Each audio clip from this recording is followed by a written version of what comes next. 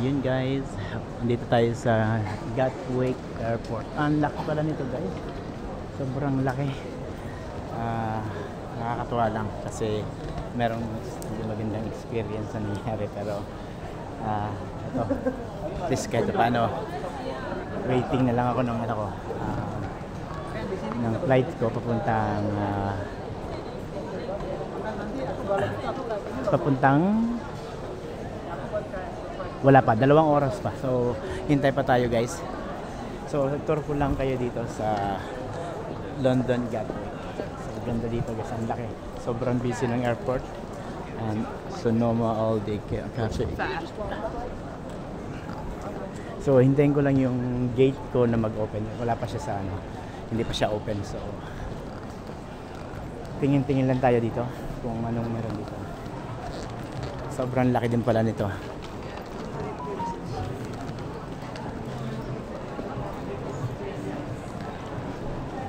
Ayan guys, ano ito yung duty free.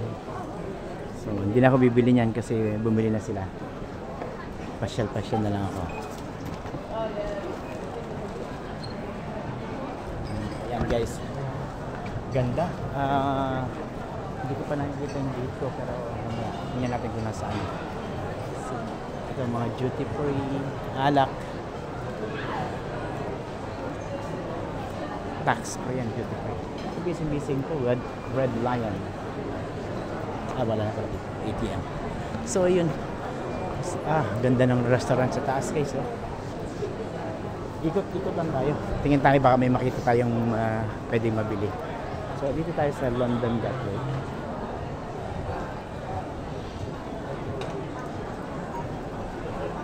Siguro mura yung mabili. Ayoko magtingin guys, baka mapasubo ako. Tingin-tingin lang tayo.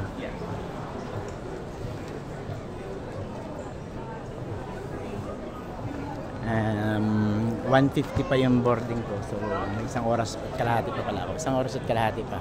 Yun, may super dry doon sa dulo. Ganda dito. Ang laki ng airport na to, grabe guys, sobrang laki. Parang mas malaki pa yata to sa Dubai kung di ako nagkakamali, kasi nagtrampa kami papunta doon sa kabila sa south side. Ito north side to, so nagtrampa kami. Ay, ito magagandang bilihin dito. Dito tayo, mga ganda ng mga Lakers.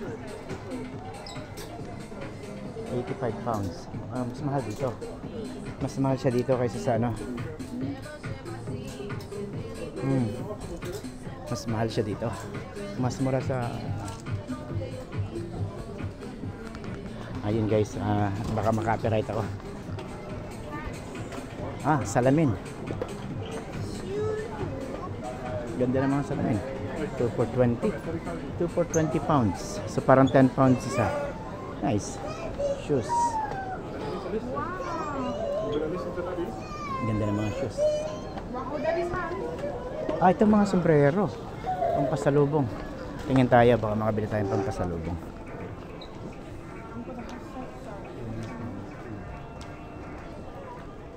£25. Okay. That's nice. Okay, tingin tayo pang pasalubong.